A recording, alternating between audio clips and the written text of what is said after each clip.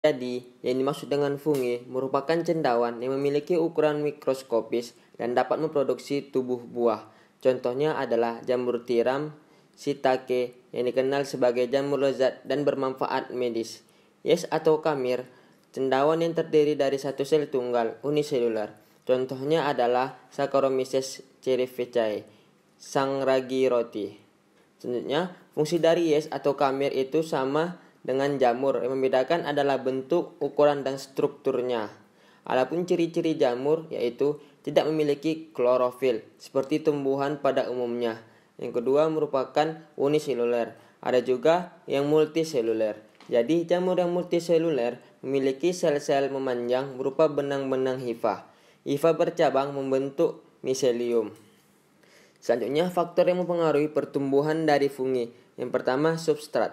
Substrat merupakan sumber nutrien utama bagi fungi. Yang kedua, kelembapan. Faktor ini sangat penting untuk pertumbuhan fungi.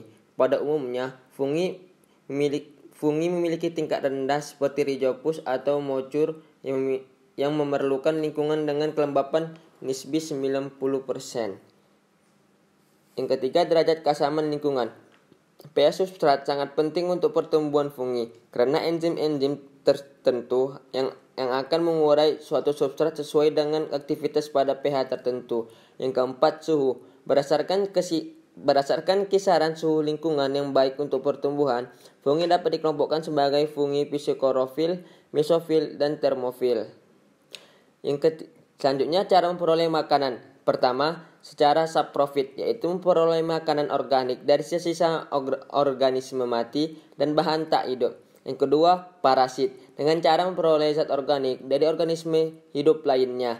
Yang ketiga, simbiosis mutualisme, yaitu memperoleh keuntungan dengan organisme lain. Contohnya jamur bersimbiosis dengan ganggang hijau biru, membentuk lumut kerak, dan jamur yang bersimbiosis dengan akar tanaman tingkat tinggi membentuk mikoriza. Adapun habitat para jamur biasanya berada di tempat basah. Yang kedua, organisme ataupun sisa-sisa organisme di laut ataupun air tawar. Yang ketiga, lingkungan asam. Adapun reproduksi jamur secara aseksual. Yang pertama, pembentukan kuncup atau tunas pada jamur uniseluler. Yang kedua, pembentukan benang hifa pada jamur uniseluler. Yang ketiga, pembentukan spora aseksual pada jamur multiseluler. Selanjutnya, spora aseksual berupa sporangispora, dihasilkan dari pembelahan mitosis sel dalam kotak spora. Selanjutnya, reproduksi seksual. Pembentukan spora seksual yang dihasilkan secara singami atau penyatuan hifa yang berbeda jenis.